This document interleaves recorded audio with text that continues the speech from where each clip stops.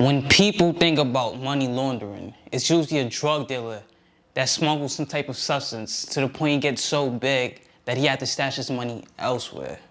Am I wrong? For an example, Australia has a bank named Commonwealth. Commonwealth Bank had some scammers that finessed their way into their transactions, which resulted in the largest civil penalty in Australia's corporate history. Now, I actually have a few questions. How was some of these transactions not reported to the authorities, as well as how didn't the bank have a system in place to pick things like this specifically up? And how was the suspicious transactions even approved in the first place? Let's find out. In 2018, Australia's largest lender, Commonwealth Bank, agreed to pay an astonishing $400 million fine, the largest civil penalty in Australian corporate history, for breach of anti-money laundering and counter-terror financing legislation. There were in total 53,000 suspicious transactions that weren't reported to the relevant authorities by the bank. This is what I call hustlers. According to Commonwealth, this was due to a coding error preventing the automatic reporting of transactions that was indicative of illegal activity. Let me just say, companies in any financial or banking sectors should continually monitor and proactively troubleshoot their software to ensure it is recording data and reporting accurately and efficiently, or else risk being faced with huge fines and repercussions, like what you see here.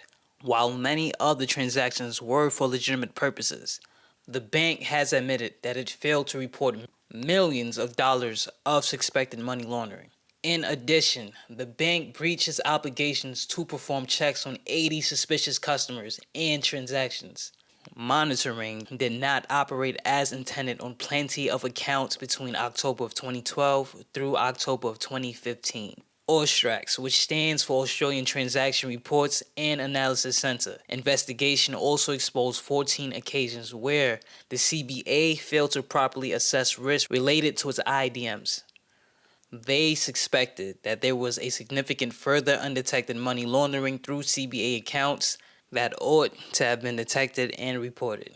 The Commonwealth Bank Chief Executive, Matt Coleman, acknowledged the seriousness of the breaches and said the bank has so far spent around $400 million trying to fix the problems with technology and people. The bank had a long way to go in restoring public trust to settle its violations of anti-money laundering and counterterrorism financing laws.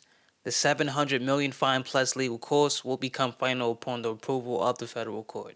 I'm sure what the bank did not want was a very lengthy trial where every day more evidence is brought before the court and then promptly reported in the media of systemic serious failings by the Commonwealth Bank of Australia. Alright, y'all. This is the Bro Daily from Hustle League. Till next time, I'm out.